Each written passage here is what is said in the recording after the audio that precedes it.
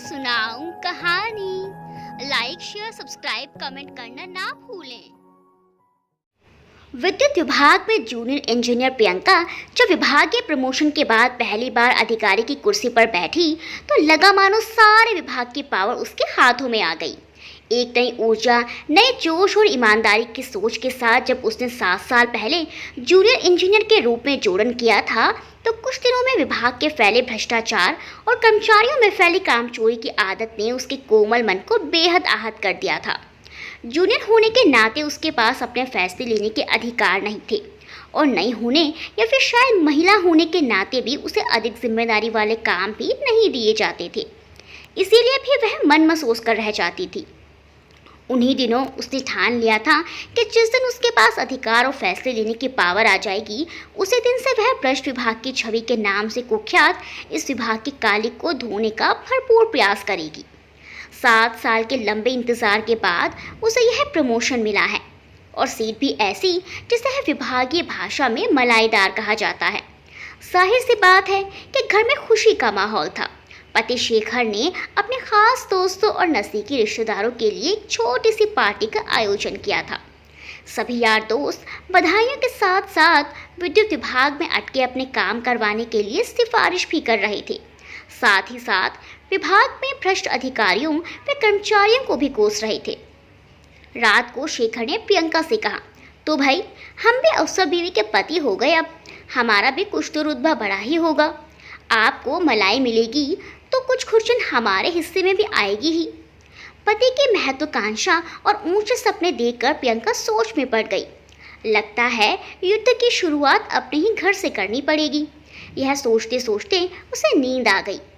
सुबह 9:30 बजे तक ऑफिस की गाड़ी नहीं आई तो प्रियंका ने ड्राइवर को फ़ोन लगाया तो ड्राइवर बोला, बस मैडम रास्ते में ही हूँ, अभी पहुँच रहा हूँ।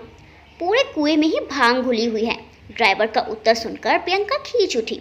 लगभग 10 बजे ड्राइवर गाड़ी लेकर आया तो प्रियंका ने सख्ती से कहा, विभाग ने यह गाड़ी 24 घंटे के लिए अनुबंधित की है। मुझे 9 बजे गाड़ी घर के सामने चाहिए, याद रहे, वरना सिर्फ एक नोटिस पर गाड़ी हटा दूंगी। ऑफिस में जैसे कि वह शुरू के दिनों से ही देखती आई थी, अभी तक कोई कर्मचारी नहीं पहुंचा था, मगर तब उसके पास अधिकार नहीं था उन पर सख्ती करने का। आज वक्त बदल चुका था। उसने चपरासी से हाजिरी रजिस्टर अपने पास मंगवा लिया। 11 बजते बजते कर्मचारियों का एक एक कर आना शुरू हुआ। जब सब आ चुके तो उसने स्पष्ट शब्दों में चेतावनी दी, चूँकि आज मेरे साथ आपका पहला दिन है इसीलिए समझा रही हूँ। कल से जिसे ऑफिस टाइम में अगर कोई पर्सनल काम हो तो कैजुअल लीव ले करके आराम से अपने काम करे और जिसे ड्यूटी करनी है वह समय से ऑफिस आ जाए। तब तक सरकारी कार्यालय को आरामगाह समझते आए कर्मचारियों के लिए यह 440 वोल्ट का कोई झटका था। कुछ वरिष्ठ कर्मचारी तो यह भी हजम नहीं कर पा रहे थे कि इतनी कम उम्र की बॉस और वह भी एक महिला। सभी तिलमिला गए। रेश में भरे कर्मचारी प्रियंका के खिलाफ गुटबाजी करने लगे। ऐसा नहीं था कि सभी लोग भ्रष्ट और कामचोर थे, कुछ ईमानदार लोग भी थे, मगर उन्हें दूसरे कर्मचारी विभाग का चमचा कहकर पथभ्रष्ट करने की कोशिश करते थे, उन्हें चिढ़ाते थे। उन्होंने प्रियंका की निष्ठा और लगन का सम्मान किया। शायद वे बरसों से ऐसे ही किसी अधिकारी की तलाश कर रहे थे जिसके साथ काम करके वे अपने ज़मीर को जवाब दे सके और मन की संतुष्टि पा सके। प्रियंका के ऑफिस का तकनीकी सहायक राकेश भी उन्हीं में से एक था। तकनीकी परीक्षण प्राप्त राकेश अपने काम में बेहद होशियार था। यही नहीं, ऑफिस के अन्य रूटीन काम भी वह बखूबी कर लेता था। एक सौम्य मुस्कान हमेशा उसके चेहरे पर रहती थी।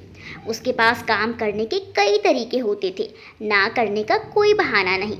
जल्दी ही प्रियंका का भरोसा जीत लिया था उसने। धीरे धीरे सारा स्टाफ 2 खेमों में बट गया, एक काम करने वालों का और एक काम को अटकाने वालों का।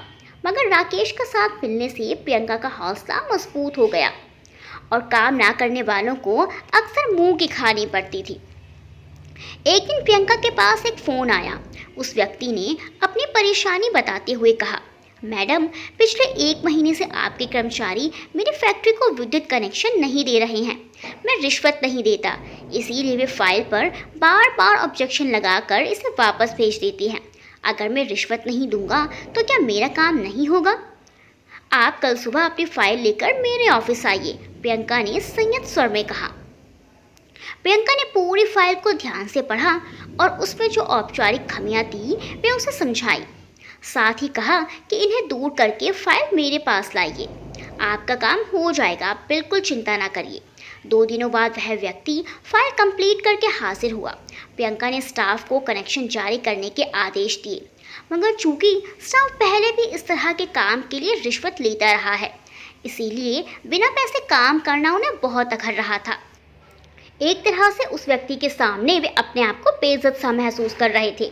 स्टाफ में किसी ने तबीयत खराब होने का बहाना बनाया तो किसी ने ज़रूरी काम का बहाना बनाकर आधे दिन की छुट्टी ले ली। प्रियंका बहुत परेशान हो गई। तभी राकेश ने कहा, आप फिक्र ना करें, मैं हूँ ना, मैं करवा दूंगा। मगर तुम अकेले कैसे करोगे? जानते हो ना कितना रिस्की काम है। पिछले किसी के दोस्त नहीं होती, ज़रा सी चूक जान पर भारी पड़ सकती है। प्रियंका ने कहा, मैं पूरी सेफ्टी के साथ काम करूंगा। राकेश ने उसे आश्वस्त किया। पता नहीं क्यों जब राकेश का फ़ोन नहीं आया कि काम हो गया, तब तक उसकी सांसें अटकी रही। जैसे ही राकेश का फ़ोन आया, उसने राहत की सांस ली। काम होने के बाद प्रार्थी ने प्रियंका को धन्यवाद देते हुए फ़ोन किया और कहा, मैंने इस विभाग में पहली बार ऐसा अवसर देखा है, आप अपनी यह सोच बनाए रखें। सुनकर प्रियंका को बहुत खुशी हुई और वह मुस्कुरा दी। ऐसा ना जाने कितने ही नाजुक मौक़ों पर राकेश प्रियंका के विश्वास पर खरा उतरा था। प्रियंका उसे थैंक यू कहती और राकेश बस मुस्कुरा देता। एक कोपली फूट रही थी दोनों के दिलों में।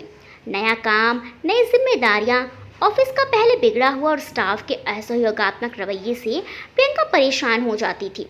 घर पहुंचते ही बच्चों की फरमाइशें और फिर रात में पति की इच्छाएं, सब कुछ इतना थका देने वाला होता था कि कभी कभी सोचने लगती, प्रमोशन के नाम पर अच्छी मुसीबत गले पड़ गई, इससे तो जूनियर ही ठीक थी। कम से कम दिल को सुकून तो था। मगर अगले ही दिन फिर से उसी जोश और हिम्मत के साथ अपने काम पर जुट जाती। ऑफिस में काफ़ी कुछ व्यवस्थित हो चला था।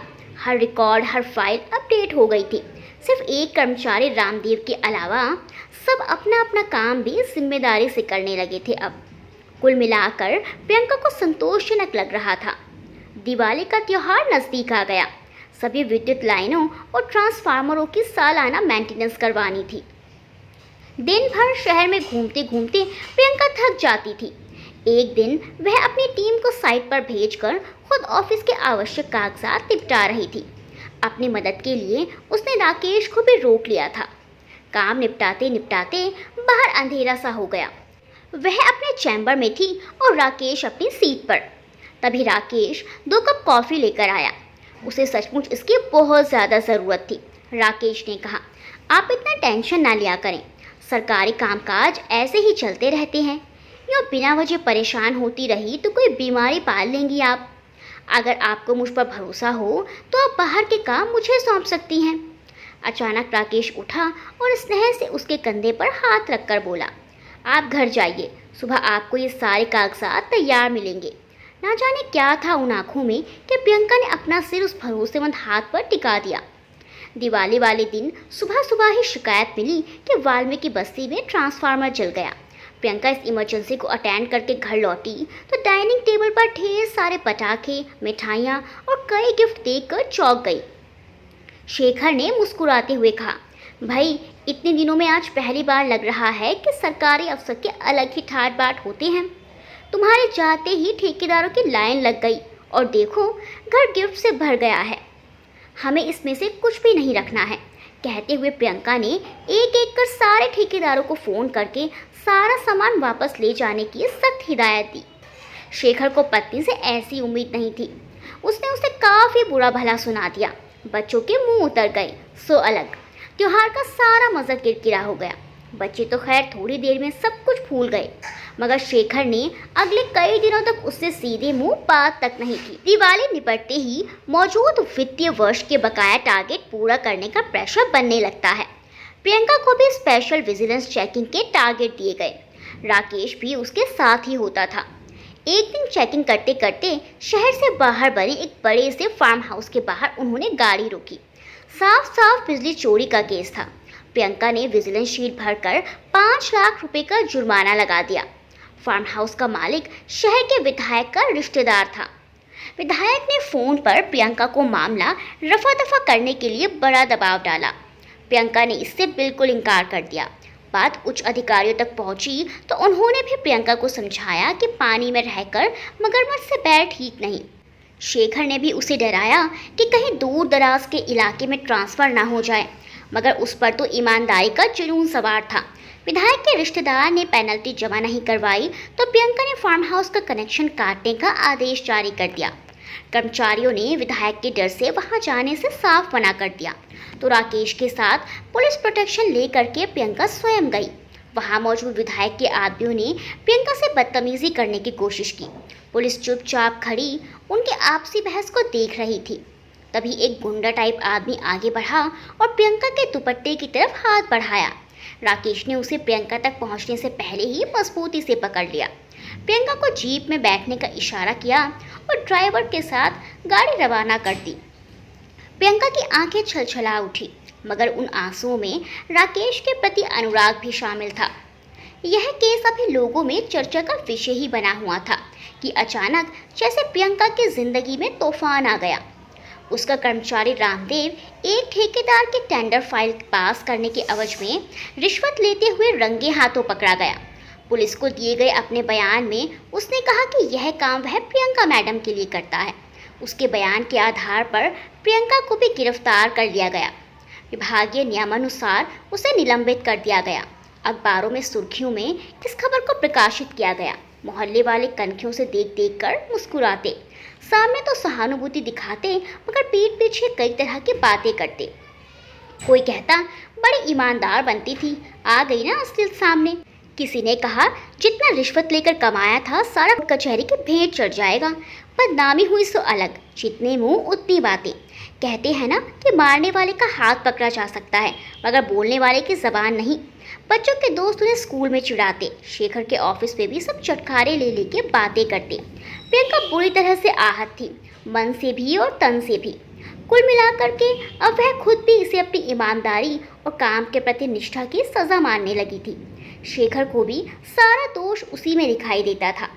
आए दिन उसे ताना देता था कि क्या ज़रूरत थी हरिश्चंद्र की औलाद बनने की, अच्छी भली घर में आती कमाई का अपमान किया। यह उसी का नतीजा है। आपसी नाराज़गी के चलते शेखर और उसके रिश्ते में भी ठंडापन आ गया था।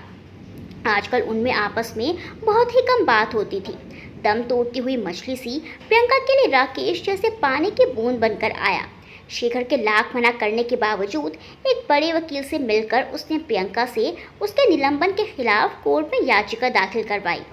व्यक्तिगत प्रयास करके उन तमाम उपभोक्ताओं और ठेकेदारों से प्रियंका के पक्ष में गवाही दिलवाई, जिनके अटके हुए काम और लटके हुए बिलों का भुगतान प्रियंका ने बिना रिश्वत लिए करवाए थे।